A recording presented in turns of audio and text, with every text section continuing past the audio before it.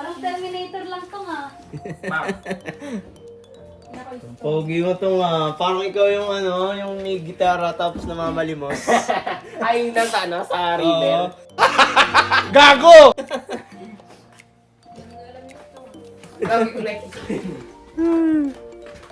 nagdala tayo ng chocolate. Oh, may kisses. Kuha na mga din ako. Tingnan mo dalawa. Ano yan? Pieces. Kung gusto mo? Lakad tas may food trip. Gusto ka.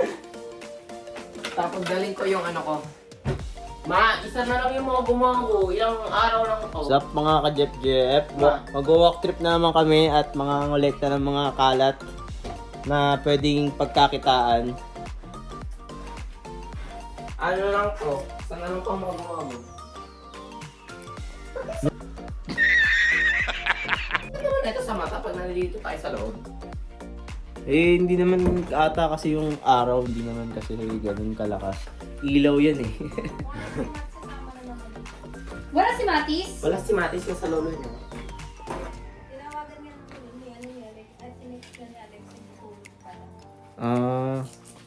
So guys, mamamasura kami. Masura kami for this vlog. At the same time, bahala na kung anong pang maisipan namin. Pero hindi ako sasama na kanina. Wala kang pera. Si Matis. Ba't pa si Matis? Ay! May pera ba? Oo. Ikaw kapalit ni Matis, ikaw yung magdadive dun sa mga sulok-sulok ha. Dahil ako. Sige. May si Matis na gagawin. Mamalekta kami ng mga kanis guys. Papakitaan namin kayo. A few inches later. Hello. Walk trip na kami mga ka-Jep-Jep. Ali. Tagal naman nun. Tagal nung kasama namin eh, oh. Ayun, oh.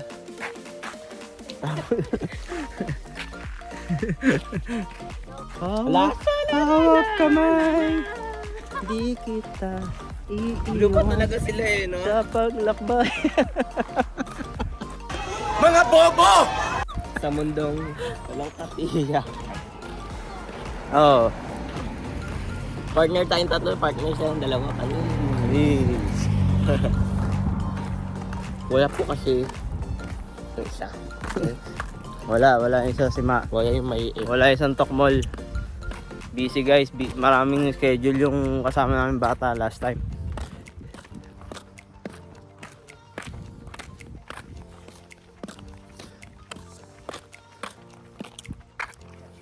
Ikaw yung dalawa. Nagtatawanan. Eh. Ang bagal. Ang bagal maglakad. Ganon. Yung hindi namin sinasama yung isa. Ito kasi. Si Ayayay. Hindi namin po sinasama. Hindi namin masama si Ludovic. Hindi pa nga kalahati ang lalakarin. Nagre-reklamo na. Oh, mao yun eh. Ano yan? Nag-search. Dito. Sinearch ko kasi yung mga alternative pathways. Mamaya guys, tatakil natin yung mga alternate way na pathway since implemented na yung paghihigpit sa Lamia ngayong September 26. So ngayon, mangolekta muna kami saglit ng mga canets or can para maging pera dito. Sa Pilipinas, may kotse. Pagdating sa Canada, namumulot. Oo. Pero okay lang eh. Maganda na ang buhay dito. Sa reality guys, pero kailangan magtiis, magtiyaga. Sino nagsabi nun? Mga Classmate ko tapos mga dito.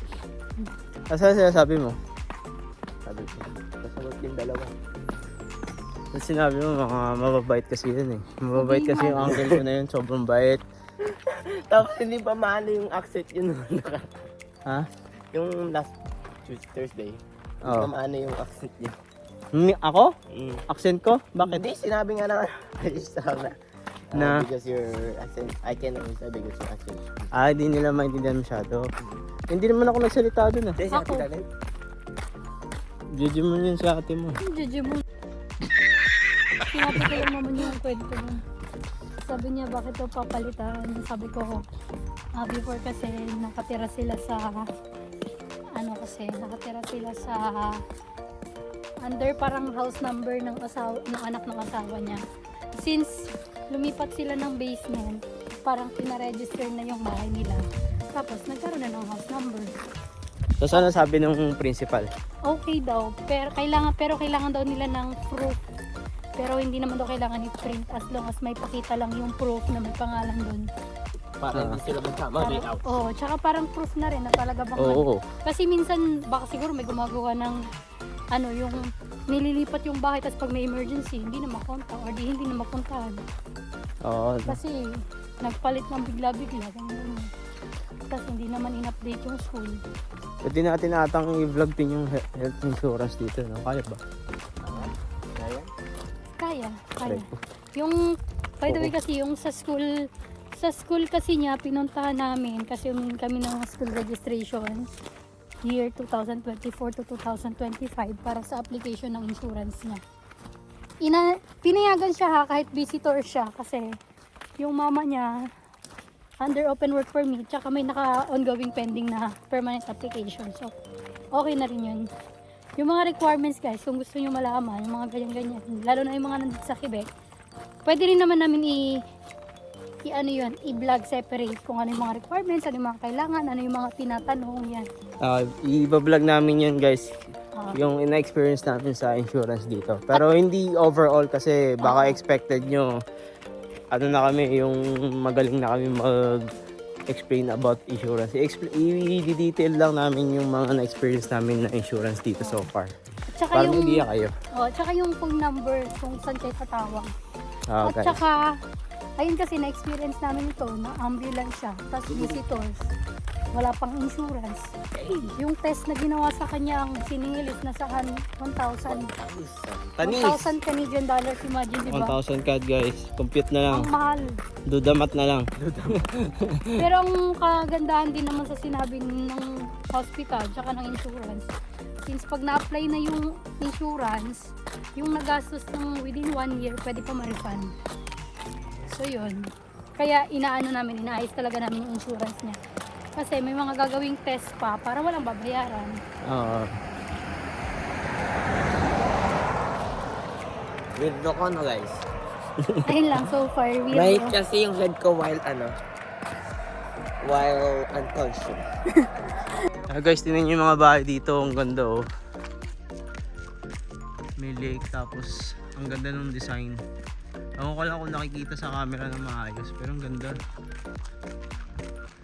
Sabi daw nila, guys, pag ang bahay daw is malapit sa lake, mahal daw ang bentahan. Oo. Ganda ng bahay. Tapos malapit sa lake. Kasi pag malapit ka lang sa lake, it means you have a permission to a fish. Oo. Automatic ba yun? Ang galing Automatic ano? na yun, meron ka na ano. Oo, no? Private property mo na yun, no? Kasi wala ka ng likod. Ay, Oo. hindi, ano. Katulad ni ano, nila Manong. Oo. Yung likod nila, forest. Kaya masyadong ano. May mas Mura. maganda pang bahay dito tingnan mo. Yun. Ayan.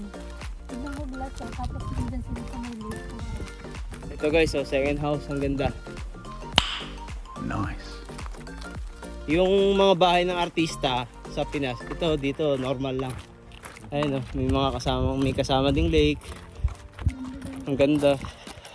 May Sana all na lang. bahay ni Istong. A few inches later. So yun guys, we're going to out of nowhere. Hindi pa na namin to na pupuntahan, pero tignan nyo kung gaano kalayo. Tanan! Yeah. Lalakarin po namin yan. Ito guys, tinatawag nilang daang matuwid. Lakad mo tatag. Ganon. Kakahanap namin ng mga fans. Kala ko pa. Dito na kami nakarating. Ito guys, so nakakita na kami sa mamaya. Dadaputin namin mamaya. Ayan. Ayun mo, kung nandito lang si Ludo. Tuloy ang paghahanap namin guys. Nandito lang Sa daang matuwid. Ayun oh, kung makikita nyo, daang matuwid. Wala talaga tawid lang. Saan? Ayun. Ayun oh, doon. Oh guys, may nakita na naman kami. Ayan oh, blue. Ano yan? Kahit sira, tanga. Okay lang yan oh. Yan dito. Oh guys, oh. Ew! Basta pala po. Ganito buhay namin dito. Kasi mapupuno na namin yung ano eh. Mapupuno na namin yung sako ng mga kanets or can. Kaya kailangan namin dumoble kayot. Ayan. Baka hindi mapansin. Baka hindi mapansin eh. Gilid lang natin. Ayan, ginigilid namin guys. Kasi mamaya para pag pauwi kami, doon namin kukunin. Ayan. Mga bobo! Putik eh. Dapat nilinis mo to. Pinunasan mo ng damit mo. Halata ka na itubig dyan eh, no? Oo. Talong ka dyan. Ayan, may nakita kami bote. Uy! Yan ano ang katawan mo. Bilisan mo na. Kaligire! Putik yan guys. Oh. Ganito buhay namin. Gusto mo ito na sa akin. Uy, dugyot. Dugyot ang putik. Bunot sa dahon.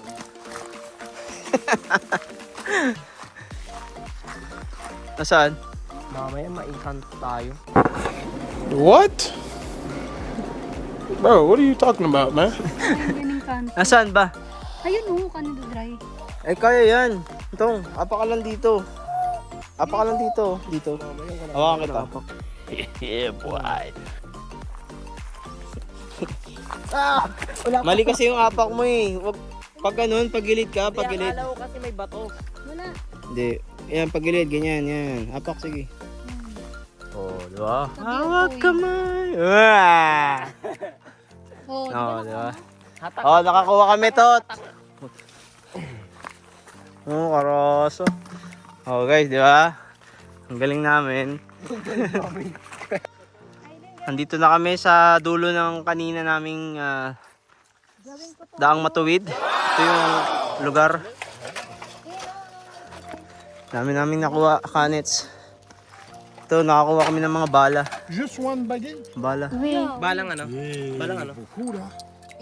Balang ano? Janzel. Bala. Ng shotgun. Shotgun tayo. Ay, nakita mo. Hindi mo nakita. Tingnan mo. Patingin! Patingin! Ayun, no. Ito yung ginagawa ni Mama Pangontre. Yan. Tapos Tapos lalagyan ng asin sa loob.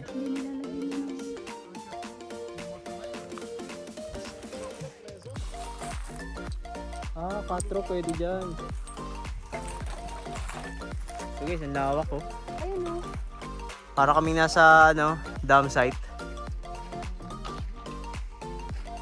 Ngayon, pauwi na kami. Biling ko tong lupang ito. Stop it. Get some help. Asan yung mga... oo, Ayan, ginagawang yun. target na. Oo. Nilalagay nila doon, tapos, Yung Pabalik. iba, hindi pa nila binubuksan talaga eh. Yan o. Ginagawa Ay, oo. talaga nila. para hindi na hangin. Okay, after ng dulo na yun guys, pauwi na kami ngayon. Sa wakas, nakamit namin ang dulo ng Mount Everest. Ngayon, pabalik na kami. Nagsisimula na kami mga lekta.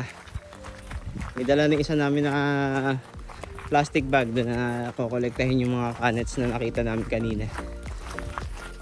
Ay guys. So far, ito na yung kolekta namin. Hindi pa kami nakakauwi ng husto. Ito na. Nawakan na namin yung pera. Kasi mo, ito may onan. Tapos may onan. Tapos sobrang puno. Wala na, no choice na yung mga kasama namin, yung mga kanya-kanyang dala. Magkano rin to? Kasi isang piraso guys, $0.10 $1.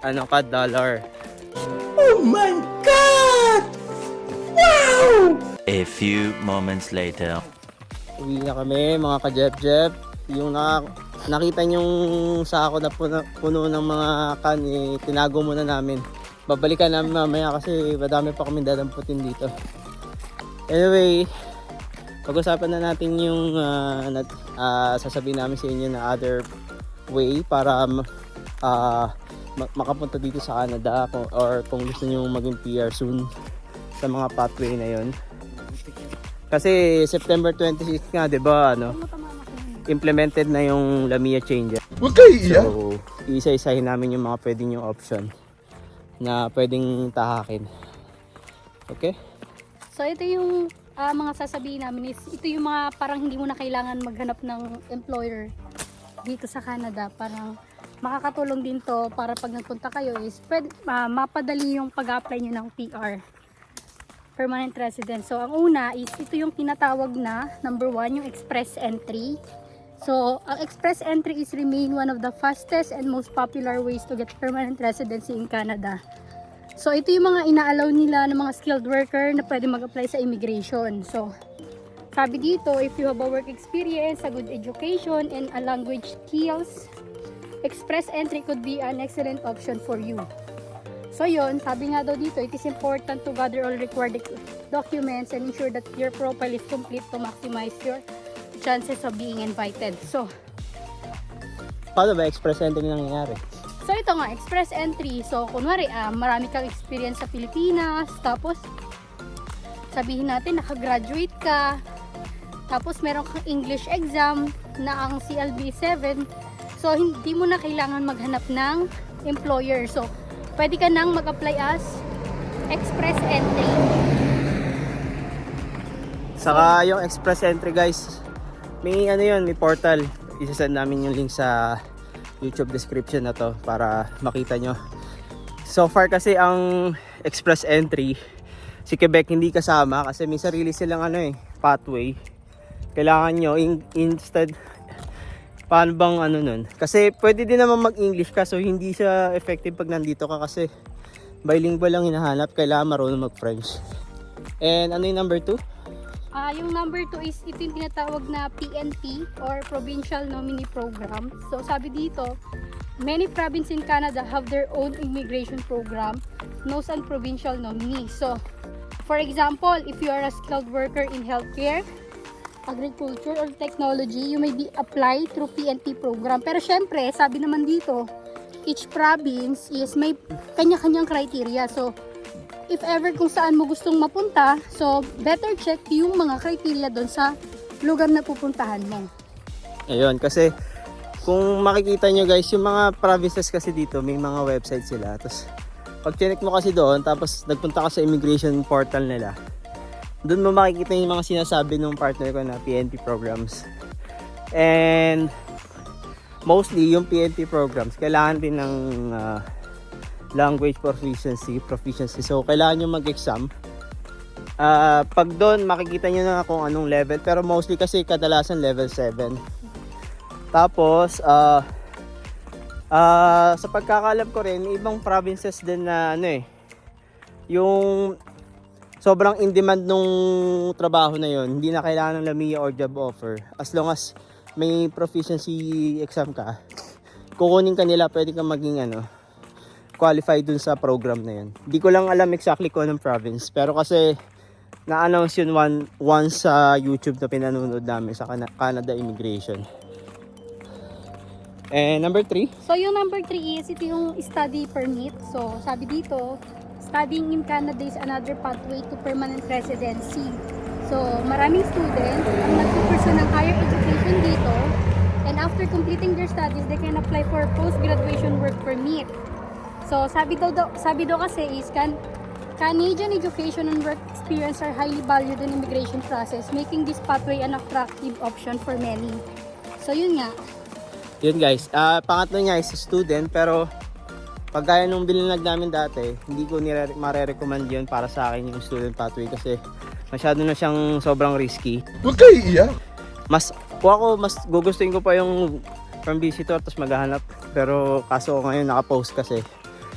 Mas maganda pa yung kaysa yung student ngayon kasi ngayon talaga doon nakatutok yung government ng Canada. Talagang gumagawa pa sila ng way hanggat sa yung alam nyo yun, yung aayaw na yung mga estudyante, saka yung mga magbabalak mag-aral dito, parang mapaisip nila na iba na lang yung pupuntahan kong bansa para mag-aral since galto na para sila.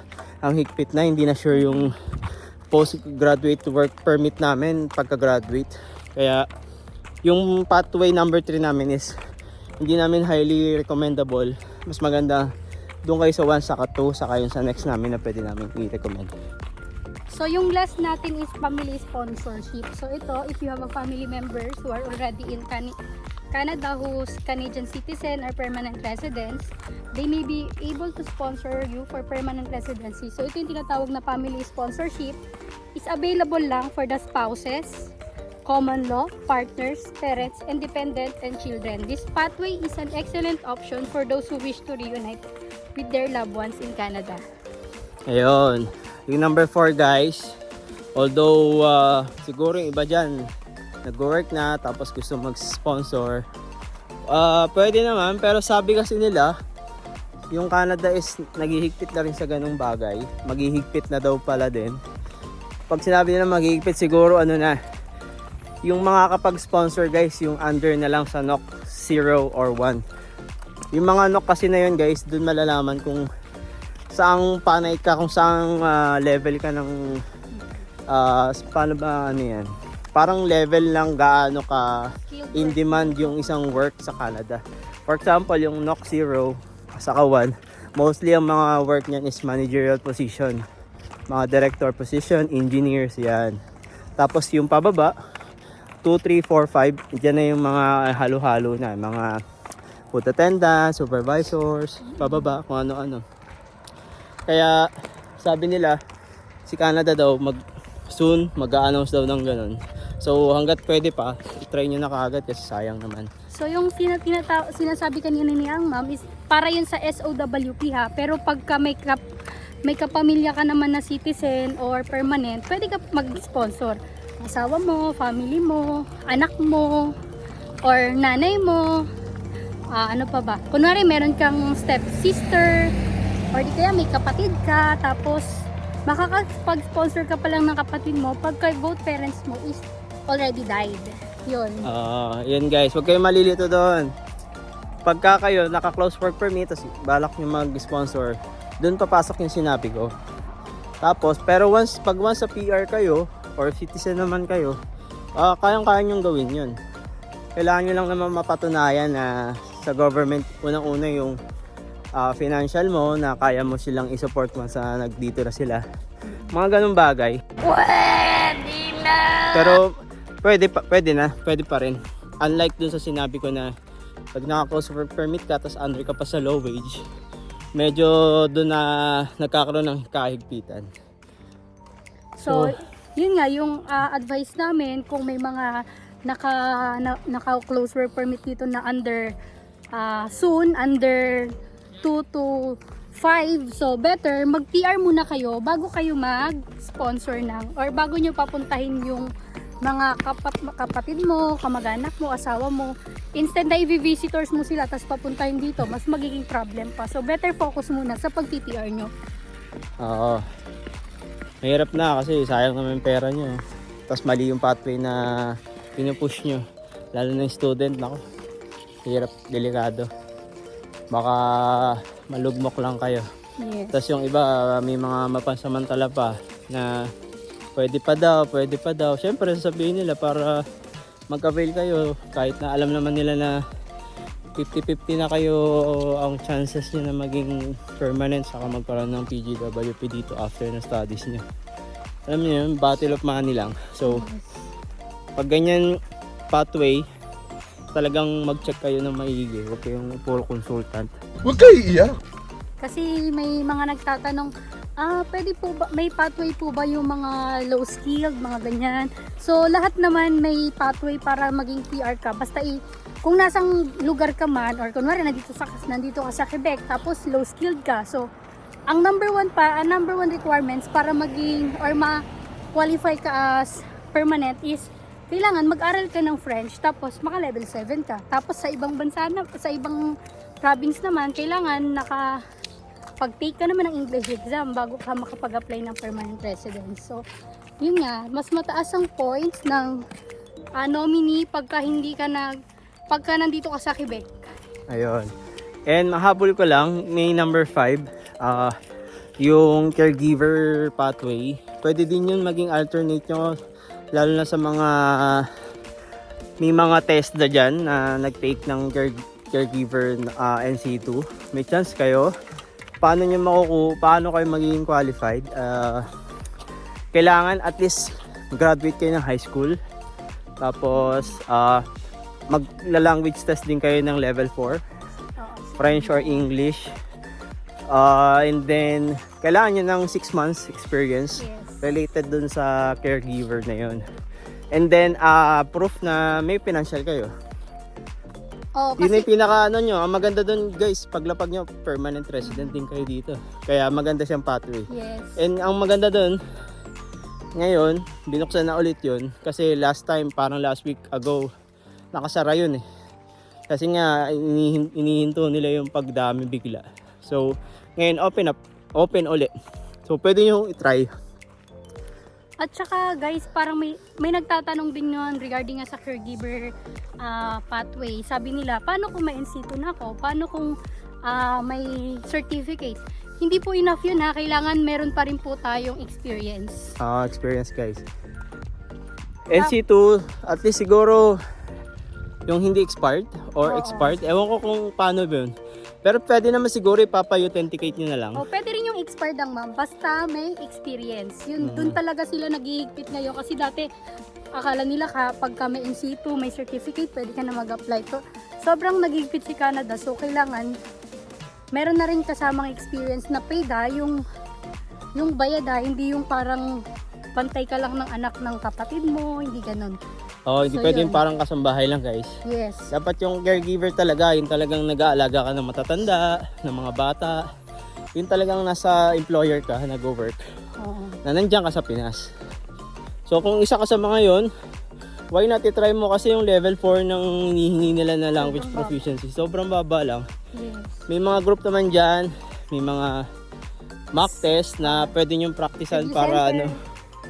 para hindi ka mahirapan. Hindi ka maguluhan kung paano gagawin mo, hindi ka kabahan. Yun. Pwede nyo i-try. Kasi kami, nagtataak din kami ng PR. So, nag-aaral kami ng French. Kasi required eh. Gusto man namin mag-English. Useless naman dito. Since marunong naman kami mag-English, hindi na mabigat sa amin yung English side dito. Ang ano na lang, yung French talaga. Kaya yun yung inaaral namin ngayon. So, yun lang guys. Last na is sa mga nagbabalak dyan ng mga PNP program, sasabihin ko lang po na close na po yung sa New Brunswick. Dahil na parang na-meet na po nila yung qualification or nomination na 2,000. So, mag-open po siya next year pa, January 2025. So, Ayun. double check nyo rin guys ha. Double check nyo din guys from time to time kasi baka as of the moment na nag-video kami, nag-reopen na ulit. Tapos sabihin nyo mali naman pala yung sinasabi nila ka Jeff. Which is kailangan lang double check nyo guys kasi si Canada hindi kagaya ng Pinas na mabagal mag-update eh. Dito kasi dapat every week chine-check nyo kasi kagaya nung sa caregiver, ilang linggo lang sinara tapos open na naman. Yeah. Kaya So, dapat kayo active rin kayo. active kayo dun sa site. Hindi lang isang tingin lang tapos yun na yung mindset nyo. Sarado na pala. Sige, wag na. Tingin kayo lagi.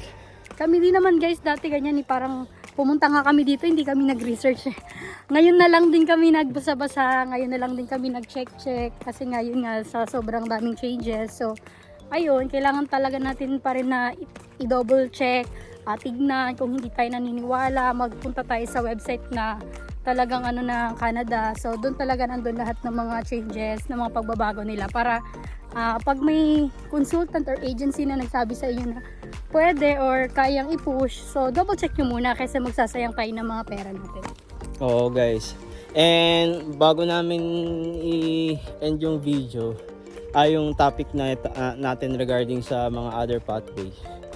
Ano ba yun? Nakalimutan ko. Ayun, naalala ko na guys kung ano yung sasabihin ko. Putik yan. Yung regarding sa insurance kanina guys, next vlog namin, try namin sabihin sa inyo yung mga naging experience namin. Paano kami nag-process, paano ba gagawin, magkano bayad so far. Ano bang nagiging sistema once na kunwari na hospital ka dito, wala kang insurance. Paano yung ginagawin nila, mga ganung bagay. Paano yung action nila.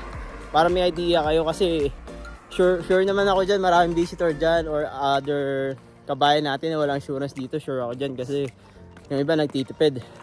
Eh syempre, nakasanayan natin sa Pinas na wala namang insurance, di ba?